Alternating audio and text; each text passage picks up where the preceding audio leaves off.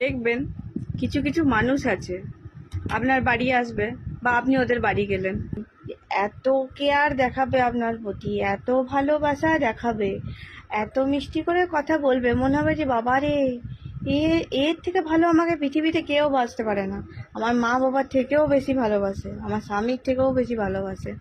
কিন্তু আপনি যেই ওর বাড়ি থেকে চলে এলেন বা আপনার বাড়ি থেকে যেই বেরিয়ে গেল, বাস এই ফোনটা লাগাবে, বলবে হ্যাঁ এ ওই করেছে, এ জানো ওরকম, এর সাথে ওর এই চলছে, ওর ওই চলছে, এত বদমাস, এত খারাপ লোক, মানে নিন্দা শেষ করে দেবে আপনার নামে।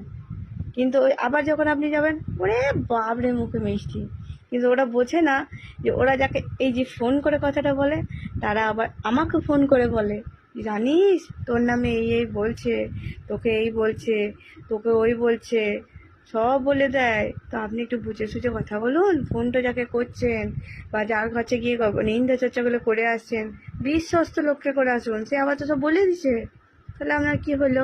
আমি তো সব জেনে গেলাম দিদি।